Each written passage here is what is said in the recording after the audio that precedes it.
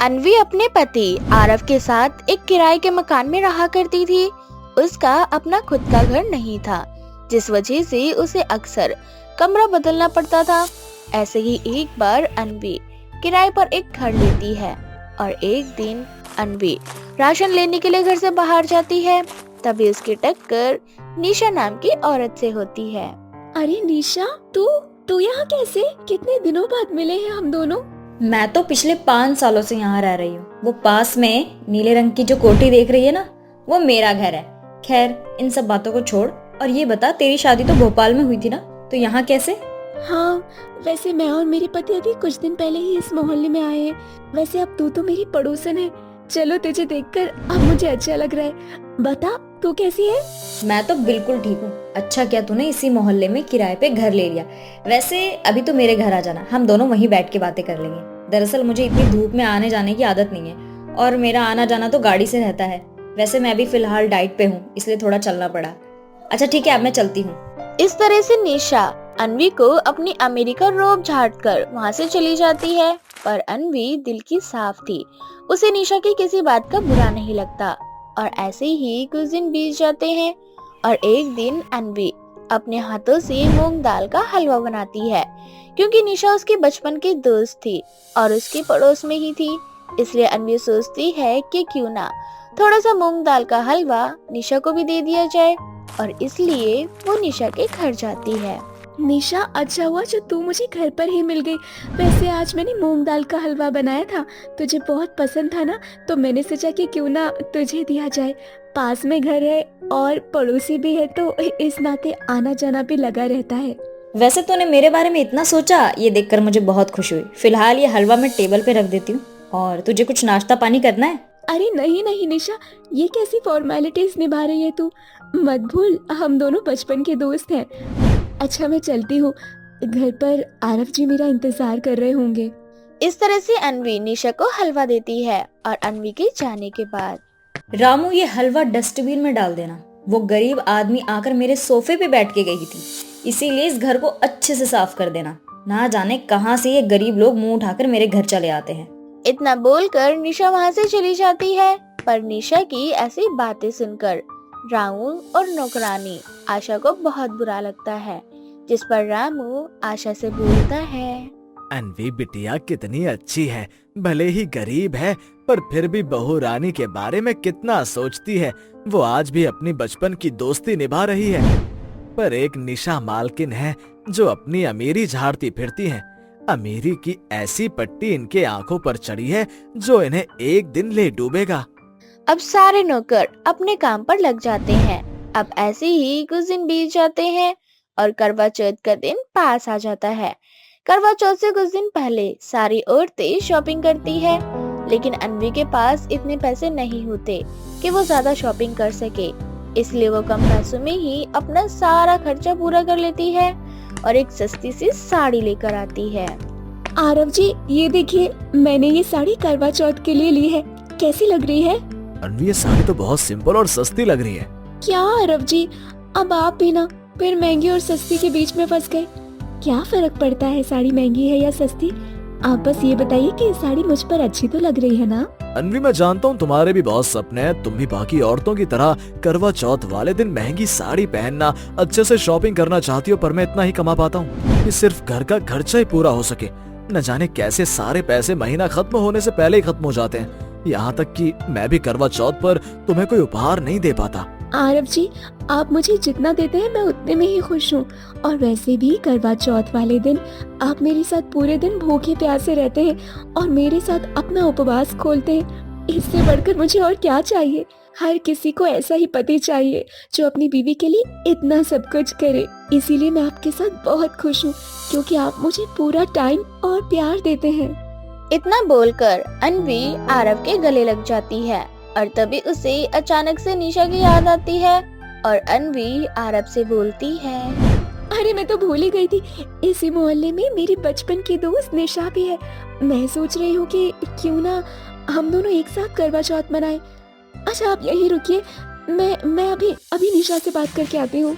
अन्वी निशा के पास जाती है और उसे करवा चौथ पर अपने घर आने को कहती है, पर निशा साफ साफ मना कर देती है। और उससे कहती है, अनवी, हम दोनों बचपन की दोस्त हैं, लेकिन इसका मतलब ये नहीं कि हम दोनों हर समय साथ रहें। और वैसे भी करवा चौथ की पूजा करने के लिए मैं तुम्हारे घर नहीं आ सकती, क्योंकि तुम्हारे घर में ना एसी होगा, ना कोई फैसिलिटी होगा। मैं गरीब लोगों के घर तो वैसे भी नहीं जाती, और अगर तुम्हें करवा चौथ मनाना है तो तुम मेरे घर आ सकती हो। और वैसे भी हर साल सारे मोहल्ले की औरतें मेरे ही घर आती हैं। निशा की ऐसी बातें सुनकर अन्वी को थोड़ा बुरा लगता है, पर वो कुछ नहीं कहती और शाम को करवा चौथ की पूजा करने के लिए निशा के घर जाती है, जहाँ मोहल्ले की सभी औरतें आई होती है। वैसे निशा, तुम्हारा घर सच में बहुत बड़ा है। गली की सारी औरतें तुम्हारे घर में आराम से बैठकर पूजा कर पाती हैं। और अब तो हमारी इस मंडली में अनवी भी शामिल हो चुकी है। अब सभी औरतें साथ में गोला बनाकर बैठ जाती हैं और करवा चौथ की कथा सुनती है। पूजा पूरी होने के बाद सभी अपने घर आती हैं और अपने पति के साथ सुनहरे यादगार लम्हे जीती हैं। अब इसी तरह से रात हो जाती है और रात को चांद निकल जाता है। चांद निकलने के बाद आरव अपने हाथों से अनवी का करवा चौथ का व्रत खोलता है, जिसके बाद अनवी और आरव साथ में खाना खाते हैं। खाना खाने के बाद अनवी को निशा का ख्याल आता है और वो निशा को फोन करती है। निशा, चांद निकल चुका है। सभी औरतों ने अपना अपना करवा चौथ का व्रत भी खोल लिया। मैं जब छत पर व्रत खोल रही थी तब मैंने तुम्हें नहीं देखा। क्या तुमने अभी तक अपना व्रत नहीं खोला? हाँ, वो दरअसल अभी तक मनोज जी घर नहीं आए हैं। उनकी कोई जरूरी मीटिंग थी, इस वजह से वो बाहर गए हैं। वो जैसे ही घर आएंगे मैं अपना व्रत खोलूंगी। इतना बोलकर निशा फोन रख देती है और रात के 12 बज चुके थे और अब तक निशा ने अपना व्रत नहीं खोला था। इसलिए अनवी को निशा की चिंता सताने लगती है और वो खाना लेकर निशा के घर जाती है। निशा के घर में कोई नहीं होता और दरवाजा खुला होता है, जिसके बाद अनवी निशा के घर में जाती है और निशा को बेहोश देख अनवी अपने पति और डॉक्टर को बुलाती है। और कुछ देर बाद जब निशा होश में आती है तो अनवी निशा से कहती है, निशा, तुमने सुबह से कुछ खाया पिया नहीं है, इसी वजह से तुम्हें कमजोरी हो गई और तुम्हारी तबीयत खराब हो गई। तुम अपनी जिद छोड़ दो और व्रत खोल लो। अगर तुम चाहती हो कि तुम मनोज भाई साहब के हाथ से ही अपना व्रत खोलो तो तुम आरव को ही मनोज जी का नंबर दे दो। वो उन्हें अच्छे से समझा देंगे कि आज के दिन उन्हें तुम्हारे साथ रहना चाहिए। उनके काम से ज्यादा तुम इम्पोर्टेंट होनी चाहिए, ना कि काम। अब निशा आरव को मनोज का नंबर देती है और आरव मनोज से बात करता है। आरव से बात करने के बाद मनोज भागता हुआ घर आता है और निशा की तबीयत देखकर उसे अपनी गलती का एहसास होता है, जिसके बाद मनोज वादा करता है कि वो अब से निशा के साथ ही रहेगा। जिसके बाद मनोज अपने हाथों से निशा का व्रत खुलवाता है और निशा को भी अपनी गलती का एहसास होता है कि वो अपनी अमीरी की अकड़ छोड़कर अनवी के साथ पहले की तरह रहने लगती है। जादुई चांद की दुनिया। एक घर में दो चचेरी बहन रिया और पिया साथ रहा करती थी। उन दोनों के पिताजी की एक कार दुर्घटना में मृत्यु हो जाती है, जिसके बाद उन दोनों की माएं दिशा और दिया ने मिलकर अपनी बेटियों को पाला पोसा था। उन दोनों की माओं में जितना ज्यादा प्यार था, उससे कहीं ज्यादा नफरत पिया और बड़ी बहन रिया से करती थी, क्योंकि रिया बेहद सुंदर थी और पिया काली। ऐसे ही एक दिन रिया और पिया कॉलेज से घर आ रही होती हैं। तभी विहान नाम का एक लड़का रिया के पास आता है और उसके हाथों में गुलाब का फूल देते हुए कहता है, रिया, देखो इस बार मेरे प्रपोजल को रिजेक्ट मत करना। मैं सच में तुमसे बहुत प्यार करता हूँ और मैं तुम्हें हमेशा खुश रखूंगा। विहान, ये तुम क्या कर रहे हो? सब लोग देख रहे हैं। देखते हैं तो देखने दो, पर जब तक आज तुम मुझे हाँ नहीं बोलोगी मैं यहाँ से नहीं जाने वाला।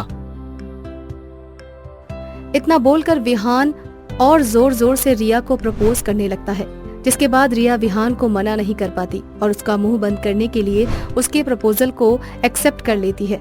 परंतु ये सब देखकर पिया अंदर ही अंदर रिया से जलने लगती है और खुद से बोलती है, पता नहीं इस रिया के अंदर ऐसा क्या है जो हर कोई इसे पसंद करता है। ये गोरी और सुंदर है, इसीलिए सब इसके दीवाने हैं। काश कि मैं भी इसकी तरह गोरी और सुंदर होती।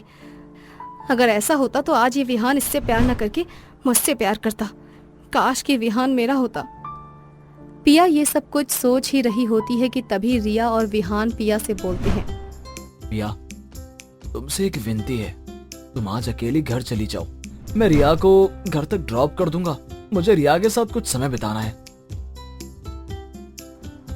पिया, घर जाकर मेरी माँ से बोल देना कि आज उसकी एक्स्ट्रा क्लास थी, नहीं तो वो चिंता करेंगी। ठीक है, बोल दूंगी। अच्छा, मैं चलती हूँ। इतना बोलकर पिया घर चली जाती है और ना चाहते हुए भी अपनी माँ और अपनी चाची से झूठ बोलती है, जिसके बाद पिया अपने कमरे में जाकर गुस्से में आग बबूला होती है और खुद से बोलती है, रिया, तुझे अपनी जिंदगी में अब जितना खुश होना है तो हो ले, क्योंकि बहुत जल्द मैं तेरी सारी खुशियां तुझसे छीन लूंगी। मैं तुझे तेरे विहान से अलग कर दूंगी, जिसके बाद विहान मेरा होगा। इतना बोलकर पिया एक जंगल में जाती है, जहां पर उसे एक खतरनाक नजारा दिखता है। उस नजारे को देखकर पिया के दिमाग में एक नया खतरनाक प्लान बनता है और पिया मुस्कुराते हुए खुद से बोलती है, ये बिल्कुल सही जगह है उस रिया को सबसे दूर करने का। मैं इस कुएं में उस रिया को धक्का मार दूंगी, जिसके बाद उस रिया की मौत हो जाएगी और किसी को पता नहीं चलेगा कि वो रिया कहाँ गई। उसके जाने के बाद मैं एक झूठी चिट्ठी लिखकर रख दूंगी और सबको ये लगेगा कि रिया एक बिगड़ी हुई लड़की थी जो किसी के साथ भाग गई, और फिर सबकी चहेती मैं हो जाऊंगी। सब सिर्फ मुझसे प्यार करेंगे और इसी बीच जब विहान पूरी तरह से टूटा होगा तब उसे मैं संभालूंगी और उसके करीब होंगी, जिसके बाद विहान मेरा होगा।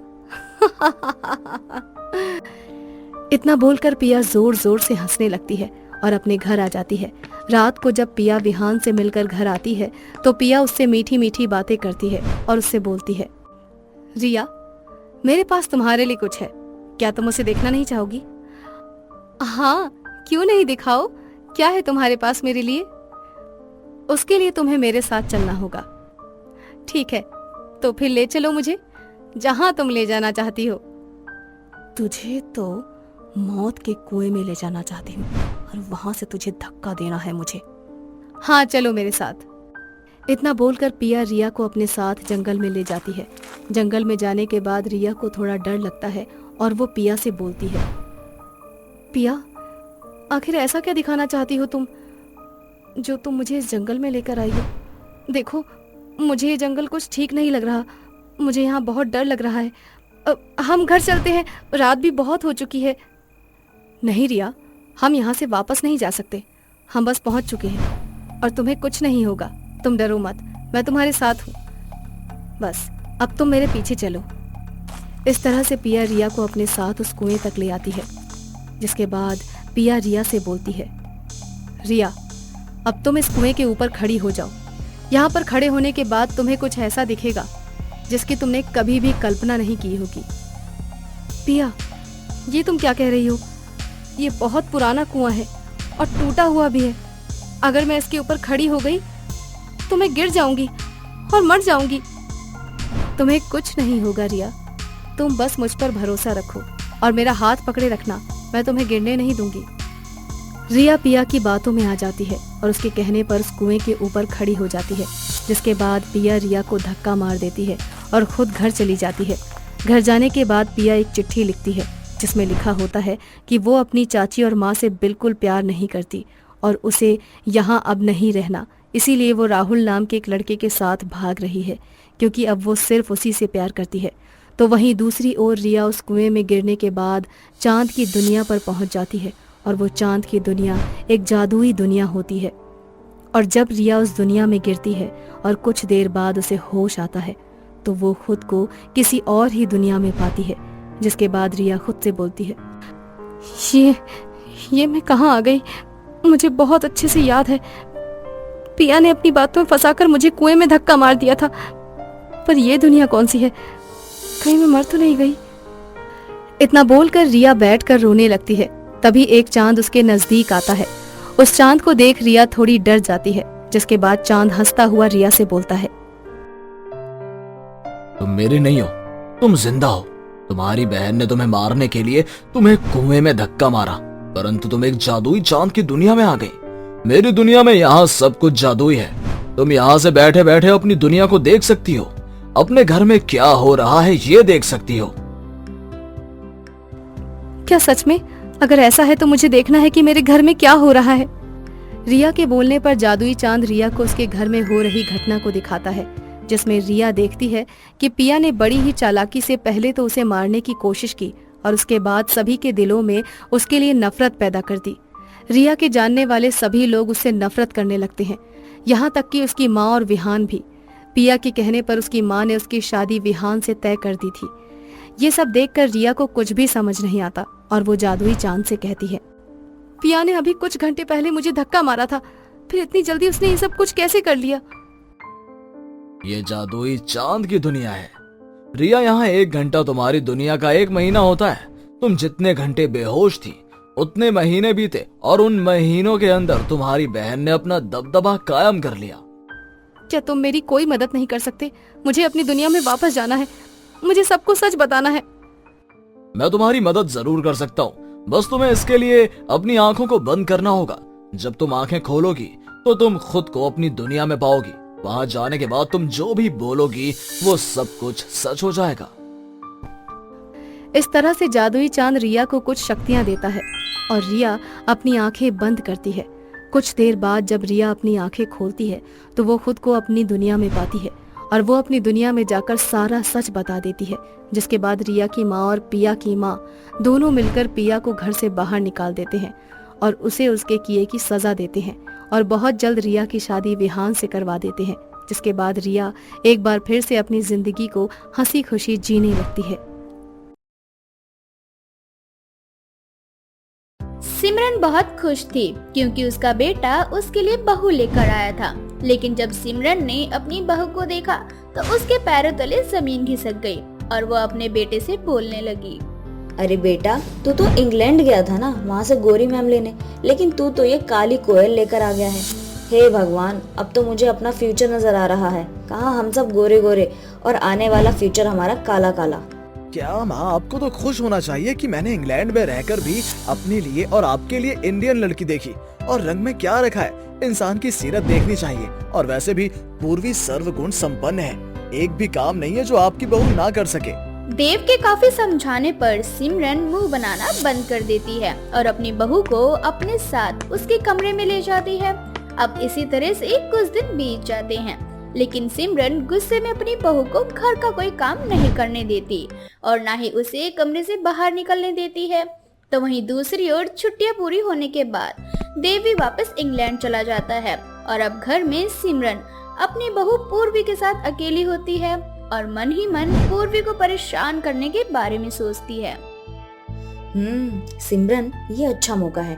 देव इंग्लैंड गया है तो क्यों ना इस बीच कुछ ऐसा करूं कि ये काले तवे जैसी दिखने वाली मेरी बहू अपने आप यहाँ से चली जाए। लेकिन ऐसा क्या करूं?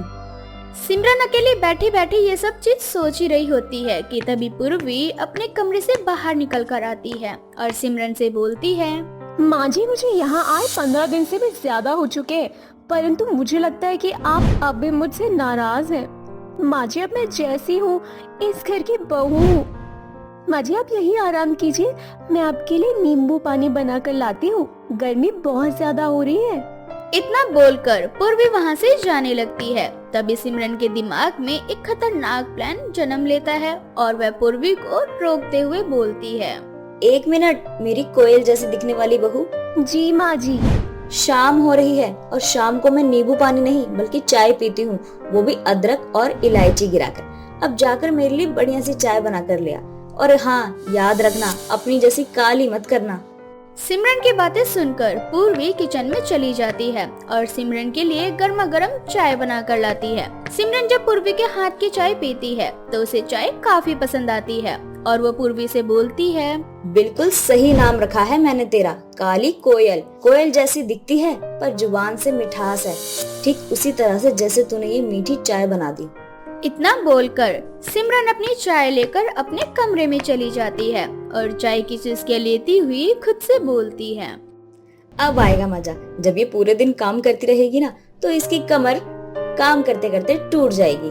फिर देखती हूँ इंग्लैंड में मेरी पढ़ी लिखी कोयल जैसी बहू कैसे रहती है इस घर में। इतना बोलकर सिमरन अपनी चाय के मजे ले ही रही होती है।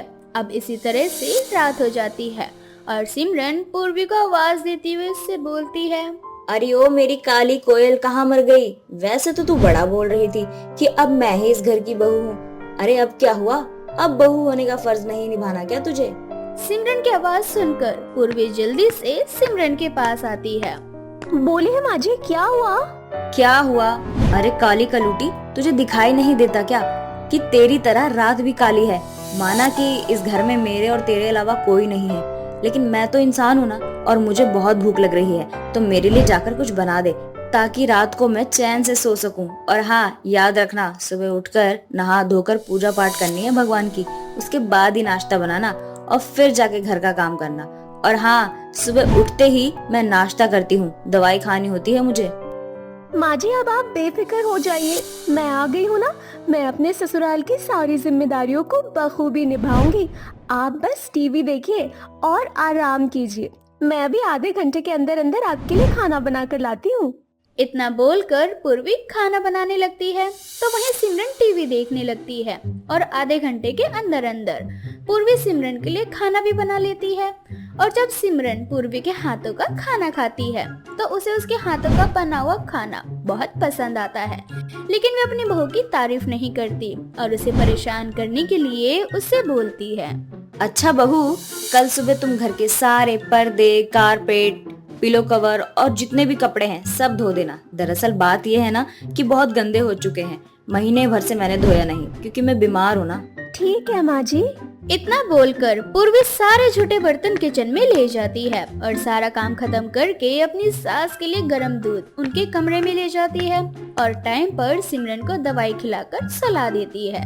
अगली सुबह जब सिमरन उठती है तो सिमरन देखती है कि पूर्वी ने नहा धोकर भगवान की पूजा कर ली है और उसके लिए नाश्ता भी टेबल पर लगा दिया है, जिसके बाद सिमरन की आंखें फटी की फटी रह जाती है। और जब सिमरन टेबल पर जाती है तो पूर्वी सिमरन को नाश्ता करवाकर उन्हें उसकी दवाई भी खाने को दे देती है, जिसके बाद सिमरन मन ही मन खुद से बोलती है, अरे ये लड़की तो मुझसे भी तेज निकली। मुझे लगा था कि मैं इससे पहले उठ जाऊंगी और फिर मैं इसे खरी खोटी सुनाऊंगी, लेकिन ये तो मुझसे पहले ही उठ के घर का सारा काम कर ली। क्या हुआ माँ जी, आप क्या सोच रही हैं? कुछ नहीं बहू, मेरी तबीयत खराब है और मैं ये सोच रही थी घर में कुछ जरूरत का सामान है वो खत्म हो चुका है, अब उन्हीं को लेने के लिए बाहर कैसे जाऊं। कोई बात नहीं माँ जी, आप मुझे बता दीजिए, मैं लेकर आ जाऊंगी। अब सिमरन जानबूझकर पूर्वी को दूर के मार्केट में भेज देती है ताकि उसे सामान लाने में देरी हो जाए और सिमरन उसे इतनी खड़ी खोटी सुनाए कि वो घर छोड़कर खुद ही चले जाए। लेकिन पूर्वी टाइम से घर आ जाती है और घर का सारा काम करके दोपहर का खाना भी बना लेती है। ये सब देखकर सिमरन का मुंह खुला का खुला रह जाता है और वो पूर्वी को अपनी बहू के रूप में अपना लेती है। अब इसी तरह से कुछ दिन बीत जाते हैं और सिमरन की सारी शिकायतें भी खत्म हो जाती है। ऐसे ही एक दिन सिमरन की एक पड़ोसन उसके घर आती है और अपनी उस पड़ोसन को देख सिमरन खुद से बोलती है, हे भगवान, ये चुगलखोर औरत कहाँ से आ गई मेरे घर में? पक्का ये मेरी बहू को देखने के लिए आई है। मैंने अपनी बहू की मुंह दिखाई नहीं की ना। अगर इसने मेरी काली बहू को देख लिया ना तो पूरे मोहल्ले में चुगली करती फिरेगी मेरी बहू की और सबको ढोल पीट पीट कर बताएगी कि सिमरन का बेटा इंग्लैंड से काली बहू लेकर आया है। और बहाने करके उसे अपने घर से निकाल देती है। लेकिन उसकी पड़ोसन घर से नहीं जाती, उल्टा वो शोर मचाकर गली की कुछ और पड़ोसियों को बुला लेती है। अब सभी पड़ोसन सिमरन से उसकी बहू की मुंह दिखाई करने के लिए कहती है। अब ना चाहते हुए भी सिमरन को सबके सामने अपनी बहू की मुंह दिखाई करवानी ही पड़ती है। और जब वो सब पूर्वी को देखती हैं, तो हंसते हुए सिमरन से बोलती हैं, तेरे बेटे को कोई और नहीं मिली तो ये काली काली बहू से शादी की। अरे ओ चुगलखोर औरत, रंग तो भगवान की देन है, इंसान को इंसान की सीरत देखनी चाहिए। तेरी बहू तो बहुत गोरी है, पर हम सब जानते हैं कि वो कैसी है और तुझे लात मारकर घर से निकालने में रहती है। तभी तो तू यहाँ वहाँ जाकर मुंह मारती फिरती है और दूसरों के घर की चुगली करती है। मेरी बहू काली है पर तेरी बहू जैसी नहीं है। अरे मेरी बहू तो सर्वगुण संपन्न है। मैं तो बहुत खुश हूँ अपनी बहू से। मेरे बेटे ने भले ही काली बहू से शादी करी है। सिमरन की इतनी कड़वी बातें सुनकर सभी औरतें मुंह बनाकर चली जाती है, तो वहीं दूसरी ओर पूर्वी को बहुत खुशी होती है कि सिमरन ने उसे सच्चे दिल से अपना लिया है।